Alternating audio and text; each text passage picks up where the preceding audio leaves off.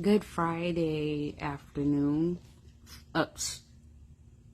Friday morning, you guys. Good Friday morning to you guys. I'm in my study right now, and I wanted to share this word with you. It is 1 Corinthians chapter 3, verses 16 and 17.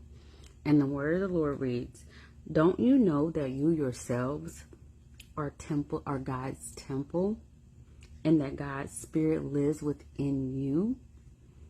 If anyone destroys God's temple, God will destroy him, for God's temple is sacred, and you are that temple."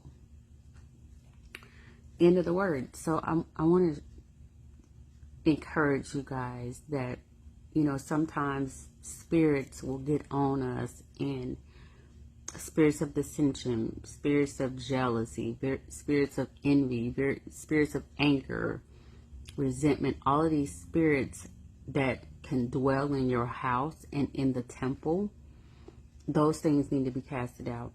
And you are not, and while you're in those spirits, you can then sometimes lash out and speak ill words over God's people, over the temple that lives within you, and destroy people with your words or with your actions.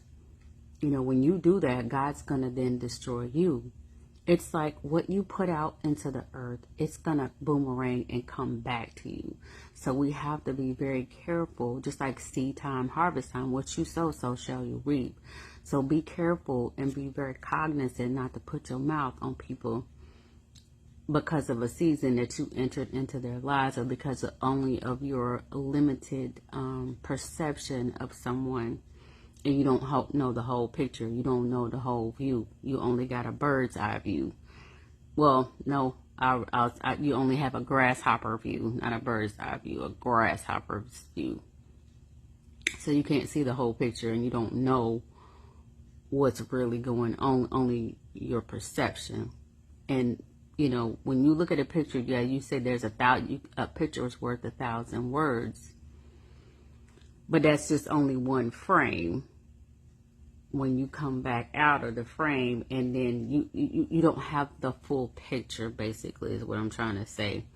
There's other things that we can kind of pass judgment on people because we only have a small view and somebody else's viewpoint of how these things, how that person is, or how that because of unhealed trauma within yourself. And then there you go to projecting those hurts and pains onto, other people because you haven't healed. Because healed people heal, hurt people hurt other people.